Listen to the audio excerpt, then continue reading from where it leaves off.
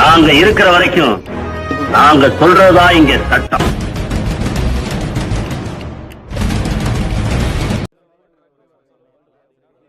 சட்டமைய உறவுகளுக்கு எனது அன்பார்ந்த வணக்கங்கள். இன்னைக்கு நம்ம பார்க்கக்கூடியது லவ் டுடே இந்த படத்தில் வர மாதிரி வந்து பார்த்தீங்கன்னா ஒரு நபர் வந்து இப்போ ரீசெண்டாக சேலமில் வந்து போலீஸில் மாட்டிக்கிட்டாங்க. அது என்ன, இந்த ஒரு போக்சோ ஆக்டை பற்றி வந்து பார்த்தீங்கன்னா நம்ம ரெகுலராக சொல்லிக்கிட்டே வரோம். இதில் இதோட ஒரு இம்பேக்ட் என்னன்றத இப்போ வந்து பார்த்தீங்கன்னா இந்த ஒரு சம்பவம் எல்லாருக்கும் முன்னேற்றிருக்கும். அது என்ன அப்படின்றத இந்த வீடியோவில் பார்க்க போகிறோம். தொடர்ந்து உங்கள் ஆதரவு கொடுங்க, சப்போர்ட் பண்ணுங்கள். வாங்க வீடியோக்குள்ளே போவோம்.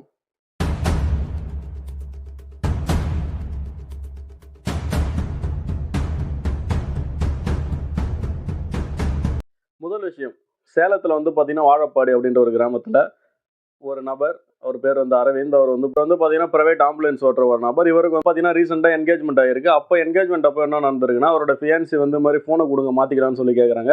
அவங்க வந்து இவரும் வந்து ஏதோ ஒரு இதில் ஃபோனை கொடுத்துட்டாரு. ஃபோனை மாற்றினதுக்கு அப்புறமா அந்த பெண் வந்து பார்த்தீங்கன்னா, அதாவது அவருக்கு நிச்சயமான பெண் வந்து அவங்களோட ஃபோனை வாங்கி பார்க்குறப்போ அதில் 18 வயது கீழே இருக்க ஒரு ஸ்கூல் பொண்ணு வந்து பார்த்தீங்கன்னா செமினியூடாக இருக்க சில வீடியோஸ்லாம் இருந்திருக்கு. அந்த பொண்ணு சைலண்ட்டாக எதுவுமே தெரியாத மாதிரி அந்த ஸ்டூடெண்ட் யாருன்றதை பார்த்து அவங்களோட பேரண்ட்ஸுக்கு வந்து இன்ஃபார்ம் பண்ணுறாங்க. அந்த ஒரு பேரண்ட்ஸ் வந்து பார்த்தீங்கன்னா ஒரு ஆல் உமன்ஸ் போலீஸில் அந்த ஜூரி ஸ்டேஷனில் வேறு ஒரு ஸ்டேஷனில் புகார் தராங்க. அந்த புகாரை வாங்கிய போலீஸ் வந்து பார்த்தீங்கன்னா அவர் மீது போக்சோவில் வழக்கு பதிவு பண்ணியிருக்காங்க. இப்போ அவர் வந்து பார்த்தீங்கன்னா ஜெயிலில் இருக்காருன்ற விஷயத்தை நீங்கள் எல்லாம் தெரிஞ்சுக்கணும்.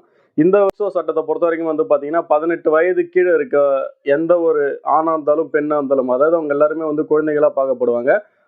அவங்களுக்கு அது மாதிரி ஏற்படக்கூடிய பாலியல் சீண்டல்கள் அல்லது பாலியல் துன்புறுத்தல்கள் எதுவாக இருந்தாலும் சரி, ஒரு செக்ஷுவல் ஹராஸ்மெண்ட் அவங்களுக்கு 18 வயது கீழே இருக்க ஒரு குழந்தைங்களுக்கு நடக்குது அப்படின்னா இந்த ஒரு சட்டம் வந்து அவங்க மீது பாயும்ன்றதை நீங்கள் எல்லாரும் கட்டாயம் தெரிஞ்சுக்கணும்.